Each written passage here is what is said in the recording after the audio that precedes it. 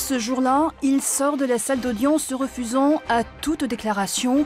Quelques instants plus tôt, Jérôme Cahuzac, reconnu coupable de fraude fiscale et blanchiment, vient d'être condamné à 3 ans de prison ferme et 5 ans d'inéligibilité.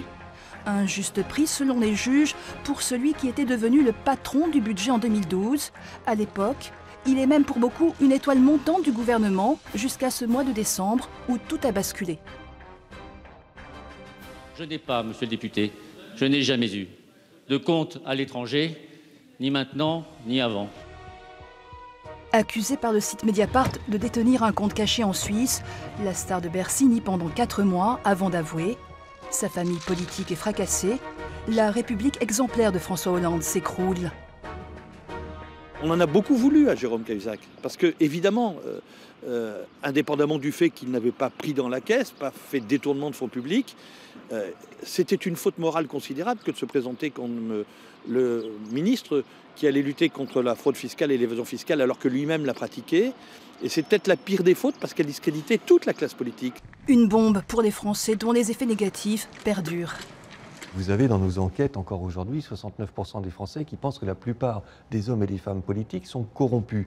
Alors c'est tout à fait inexact, mais une telle perception, elle est très largement induite par ce type d'affaires qui, de manière récurrente, même si c'est rare, revient à réactiver ces perceptions. Ça a discrédité au moins les socialistes. François Fillon s'étant chargé des Républicains et ça a amené au bouleversement de l'année dernière. Ça y a contribué, c'est-à-dire que dans le vote Macron, il y avait une volonté véritablement de limoger l'ensemble de la classe politique existante. Mais l'affaire a aussi modifié les règles de la vie publique. 10 000 femmes et hommes politiques doivent déclarer leur patrimoine. Un parquet national financier a aussitôt été créé.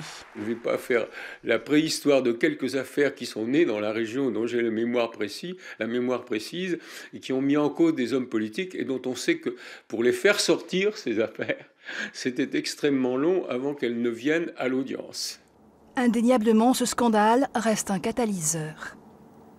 En réalité, il y a aussi une opprobre sociale qui est terrible à l'égard de Cahuzac, puisque c'est quelqu'un aujourd'hui qui peut difficilement retrouver un emploi, semble-t-il.